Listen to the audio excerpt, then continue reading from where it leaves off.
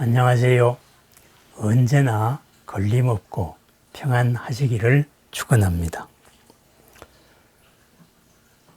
부처님을 삼계도사, 사생자부, 시아본사, 서가모니불이라고 합니다. 삼계를 이끄는 크나큰 스승이시고 모든 생명의 자예의 아버지이시다. 그러한 나의 스승이신 근본 스승이신 서가모니 부처님 이렇게 이야기합니다. 삼계를 이끄십니다. 삼계의 모든 마음이 담겨 있는 분입니다. 삼계의 모든 마음을 담겨 있는 그 마음의 겉으로 드러나면 어떠한 것일까요? 사생의 자부입니다. 태, 란, 습, 화 모든 생명의 자애의 아버지이시다. 자애로서 항상 보살펴 주시는 분이다. 이렇게 이야기합니다. 그렇습니다. 부처님의 삶, 바로 삼계도사, 삼계를 이끄는 크나큰 마음의 바탕하에서 그 마음이 자애로 드러납니다. 그 마음은 어떤 마음일까요? 바로 크나큰 자비, 비연민의 마음입니다. 모든 생명이 부처님인데 중생 노릇하고 있는 이 안타까운 마음, 모든 생명이 부처님임을 믿어주는 마음, 믿고 기다리며 끝없이 사랑으로서 우리들을 비춰줍니다. 그러한 연민의 마음의 드러남, 바로 자애의 마음입니다. 그렇기 때문에 이 자애는 바로 관계와 관계에서 일어나는 마음입니다. 부처님의 마음이 겉으로 드러나는 마음입니다. 부처님의 하루 일과를 살펴봤을 때도 대연민삼매에서 깨어나셔가지고 하루에 깨어나셔서 대연민삼매에 드셨다가 거기서 그날의 인연을 살피시고 오전 일과를 탁발을 하시고 그리고 오후에 일과를 시작할 때도 대자비삼매, 대연민삼매에 드셨습니다. 그런 다음에 모든 찾아오는 인연들을 맞이하셨습니다. 그랬습니다. 연민의 마음, 자비의 마음이 비의 바탕을 한 자의 마음, 연민에 바탕한 자애의 마음입니다. 자애의 마음은 관계와 관계에서 드러나는 마음이기 때문에 관계와 관계 사이에서 일어납니다. 부처님께서는 제자들에게 자애의 경을 설하셨습니다. 자애의 경을 설하신 그 인연이 있습니다. 바로 제자들과 주변 존재들과의 관계 때문에 일어난 일입니다. 많은 수행승들, 경전에서는 500명의 수행승이라 그러죠. 많은 수행승들이 어디에 안거를 떠났습니다. 그리하여서 어느 숲을 차지했습니다. 숲에 머물러서 안거를 지내니 마을 사람도 좋아했습니다. 숲에 있던 신들도 좋아했습니다. 그런데 시간이 지나다가 보니 숲의 신들이 갑자기 불편함을 느끼게 되었습니다. 잠시 머물다가 가는 것은 좋은데 이 수행자들이 너무나 오래 머문다. 그죠? 안거, 석 달을 머물러야 합니다. 석 달을 머물러야 하는 그 안거 기간 동안에 그 숲에 머무는 신들이, 수신들이 불편함을 느꼈습니다. 그래서 처음에 반갑게 맞이하였던 이 수행자들을 쫓아내기로 생각을 했습니다. 그러다가 보니 어떻게 했을까요? 흉악한 야차의 모습을 하고 무서운 공포를 유발하는 소리를 지르기도 하고 온갖 귀신잔치를 다 벌렸습니다. 그렇게 해서 겁을 주었습니다. 수행자들이 겁을 먹은 건 아니지만은 이 수행자들이 주변과의 불편한 갈등이 일어났습니다. 그리하여서 이 500명의 수행자, 많은 수행자들이 부처님께로 왔습니다. 그런데 부처님께서는 안거 기간 중에는 함부로 움직여서는 안 된다, 이런 것을 다시 강조를 하시면서 그러한 안거 기간에 옮겨서는 안 된다는 율을 제정하시고, 그리고 이 경전을 설하셨습니다. 그것이 바로 자애의 경입니다. 그렇습니다.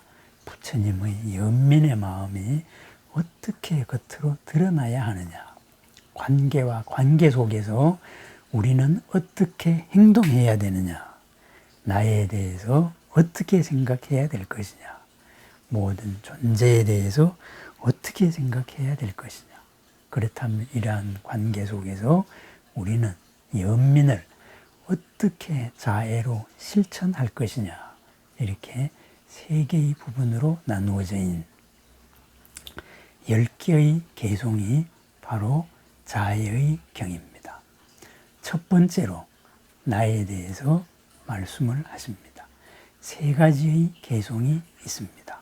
첫 번째로 널리 이로운 일에 능숙하여서 평정한 경지를 얻고자 하는 님은 유능하고 정직하고 고결하고 상냥하고 온유하고 교만하지 말라, 이렇게 말씀하십니다. 그렇습니다. 나는 널리 이로운 일을 능숙한 사람입니다. 그러기 위해서 평정, 선정을 닦는 사람입니다. 내가 닦은 이 선정으로 나도 이롭고, 내가 나를 해치지 않고, 내가 평안하고 남도 평안하여야 한다. 내가 수행자임을, 마음을 닦는 수행자임을 잊지 말라, 이 말씀입니다. 우리 제가자는 어떨까요? 우리는 흔들림 없는 마음으로 모두를 이롭게 하는 사람이다. 이것을 잊지 말라고 합니다. 두 번째로는 만족할 줄 알아서 남이 공양하기 쉬워야 하며 분주하지 말고 생활이 간소하여 몸과 마음이 고요하고 슬기로우니 가정에서 무모하거나 집착하지 말라, 이렇게 말합니다. 그렇습니다. 우리는 만족할 줄 아는 사람이고 공양하기 쉬운 님이라야 됩니다. 무슨 뜻일까요? 남과 나 사이에 벽이 없어야 됩니다. 벽을 낮추어야 됩니다. 벽을 낮추는 것, 어떻게 낮출까요? 우선 내 마음에서 만족할 줄 알아야 되고, 그 다음에서는 무모한 일, 그리고 집착하는 일이 없어야 됩니다. 무모한 집착, 이것이 우리를 벽을 쌓기 때문입니다. 벽을 쌓아서 남들이 나를 공양할 수 없게 만듭니다. 마찬가지로 나도 남을 공양하지 못하게 합니다. 우리 생활 속에서 살펴보는 일, 분주하거나 쓸데없이 분주하지는 않을까요? 업에 휘둘릴 때 끊임없이 무언가를 찾아다닙니다. 쓸데없이 분주함입니다. 지금 내 자리가 남의 꿈의 자리일 수도 있는 여기에 만족하지 않고 있습니다.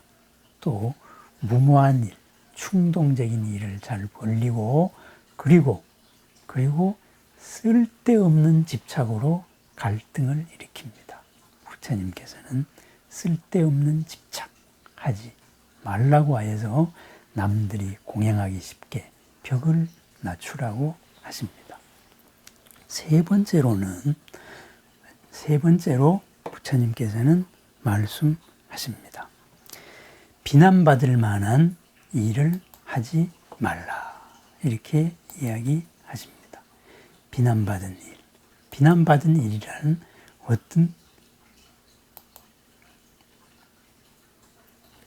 어떤 것일까요? 다른 양식 있는 님들이 비난을 살 만한 어떠한 사소한 행동도 삼가하여서 안락하고 평화로워서 모든 님들을 행복하게 하라. 그랬습니다. 벽을 낮추는 방법, 상대의 비방을 받지 않는 것입니다. 상대가 비난할 빌미를 안 주는 것입니다. 어떻게 안 줘야 할까요?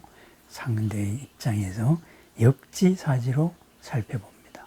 부처님 스스로도 보통 사람들이 평판으로 자신을 검증하라고 말씀하셨습니다. 그랬습니다. 남의 눈으로 나를 검증해야 됩니다. 어떻게 검증할까요? 기본적인 계와 율에 충실해야 합니다. 돌출된 행동을 하지 않는다. 바로 비난받을 일을 하지 말아야 된다. 이렇게 세 가지로 이야기하고 있습니다. 그 다음에 부처님께서는 남에 대해서 이야기합니다. 모든 존재들은 어떤 존재들인가? 모든 존재들은 행복하기 위해서 태어난 존재이다. 이렇게 말씀을 하십니다. 행복하기 위해서 태어난 존재. 살아있는 생명이건 어떤 것이나 동물이나 식물이나 남김없이 길거나 크거나 중간이나 짧은 것이나 미세한 것이나 거친 것이나 보이는 것이나 보이지 않는 것이나 멀리 사는 것이나 가까이 산 것이나 이미 생겨난 것이나 생겨날 것이나 모든 님들은 행복하여야 한다. 그랬습니다. 나를 만난 인연은 행복해야 합니다. 우리는 아침 저녁으로 외웁니다. 문화명자 면삼도 견하 형자 득에탈. 내 이름을 듣는 이는 삼도 지옥아기 축생의 고통을 면하고 내 모습을 보는 이는 해탈을 얻으지이다. 그랬습니다. 모든 생명이 행복하여지이다. 남에 대해서 행복하기 위해서 태어난 존재임을 굳건히 인식을 합니다. 그럼 행복하기 태어난 위한 존재에 대해서는 어떻게 해야 할까요? 여섯 번째로 서로가 서로를 속이지 말고 헐뜯지도 말지니 누구든지 어디서든지 분노 때문이든 증오 때문이든 서로에게 고통을 주거나 바라지 말라. 이렇게 말합니다. 상대가 고통받기를 원하지 않습니다. 그렇습니다. 다른 존재에 대해서 고통받기를 원하지 않습니다. 모든 존재는 행복하기 위해서 태어났다. 이것을 굳건히 인식하고 있습니다. 그렇다면은 이러한 자애, 부처님의 마음, 이것을 우리는 어떻게 실천을 해야 될까요? 바로 본격적인 자애 수행에 대해서 부처님은 말씀하십니다. 일념으로 수행하라. 일념으로 어떻게? 어머니가 외아들을 목숨 바쳐 구하듯이 모든 님들을 위하여 자애로운 한량없는 마음을 굳게 하여야 한다. 그렇습니다. 바로 사무량심 가운데 자무량심입니다. 이 자애, 좋은 관계, 남들과의 벽을 허무는 관계, 남들과 이로움을 나누는 관계, 이러한 것에 대한 무한한 마음을 가져야 한다. 어떻게 가질 건가? 어머니가 외아들을 목숨 바쳐 구하듯이 하라고 합니다. 그렇습니다. 목숨 바쳐 자애를 실천하라고 말합니다. 어떻게 실천할까요? 여덟 번째 개송입니다. 그리하여 일체의 세계에 대해서 위로 아래로 옆으로 확장하여서 장애 없이 원한 없이 적이 없이 자애로운 한량없는 마음을 닦으라. 그랬습니다. 위로 아래로 옆으로 시방 세계에 장애가 없고 원한이 없고 적대감이 없이 자애의 마음을 갖습니다. 그랬습니다. 나로부터 비롯한 이 자애의 마음, 내가 나를 사랑하는 마음, 내가 나를 어머니가 외아들을 구하듯이 간절한 한 마음으로 사랑하고 이 사랑의 마음을 옆으로, 위로, 아래로 온 시방으로 펼쳐 나갑니다. 언제 그렇게 할까요? 9번째 개송입니다. 서 있거나 움직이거나 앉아 있거나 누워 있거나 깨어 있는 한 자의 마음을 굳게 새겨라. 이것이야말로 참다운 청정한 삶이다. 그랬습니다. 부처님의 삶, 열반의 삶, 참다운 청정한 삶, 바로 자애가 드러나는 삶입니다. 언제 드러날까요? 서 있거나 움직이거나 앉아 있거나 누워 있거나 깨어 있는 언제나 지속하라 이 말입니다. 행주자와 어묵 동정에 자애의 마음을 굳건히 지내라. 자애의 산매를 굳건히 지내라. 이렇게 말합니다. 그것이 바로 우리들이 할 일이다. 자애의 수행이다. 이렇게 말합니다. 이러한 자애의 수행자 마침내 요약하면 무엇일까요? 10번째 개송입니다. 삿된 견해에 의존하지 않고 계행을 갖추며 통찰을 갖추어서 감각적인 욕망을 다스리면 결코 다시는 윤회에 들지 않을 것이다. 이렇게 말합니다. 그렇습니다. 개정해를 분명히 하라 이 말입니다. 삿된 견해에 의존하지 말라. 흔들림 없는 신심으로 정견으로 부처님의 가르침을 따르면서 계행을 청정하게 하고 삶의 원칙을 흔들리지 않고 삶의 원칙을 굳건히 하고 통찰을 갖추어서 지혜를 갖추어서 감각적인 욕망을 다스립니다. 스스로의 이 몸의 논리, 업의 논리에 끌려가지 않습니다. 그러면은 다시는 새로 태어나는 생사의 반복은 없어질 것이다. 그랬습니다. 이것이 바로 자아의 실천의 결과입니다. 수행성들의 수신과의 바로 수행을 하는 자리, 그죠?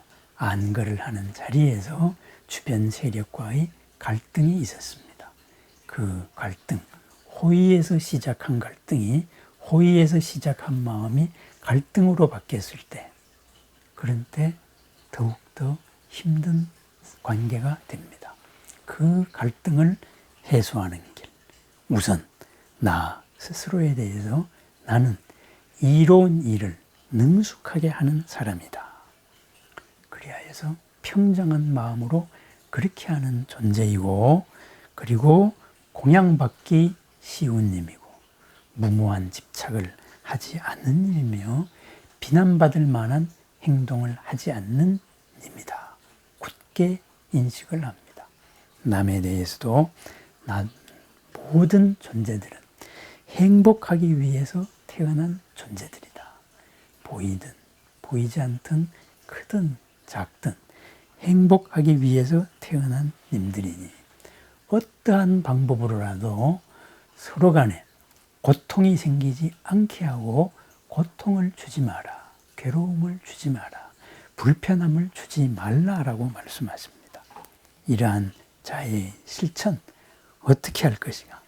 어머니가 외아들을 목숨 바쳐 구하듯이 이 자의 산맥을 나로부터 닦아서 온 시방세계로 자의 마음을 확장하라고 말씀하십니다. 언제? 행주좌와 어묵동정에 언제나 자의 마음을 굳건히 지키면서, 그리고 삿된 견해에 의존하지 말고 바른 견해로서 올바른 계를 굳건히 지키고 통찰의 지혜를 항상 통찰의 지혜로 깨어 있으면서 모든 존재들에 대해 가지고 자의 마음을 굳게 지키라고 이야기하십니다. 그랬습니다. 자애의 마음, 부처님의 마음을 실천하는 마음입니다.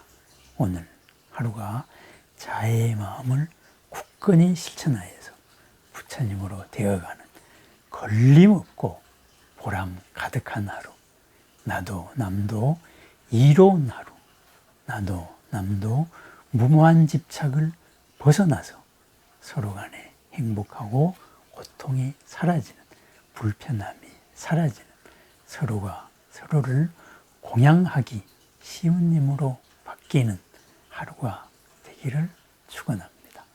그러한 부처님의 생활로 부처가 되어가는 오늘 하루, 또 어제보다 더 한 발짝 가까이 부처님으로 갔구나를 확인하는 깨어있는 열린 마음의 하루를 축원합니다. 자애의 하루를 축원합니다. 감사합니다.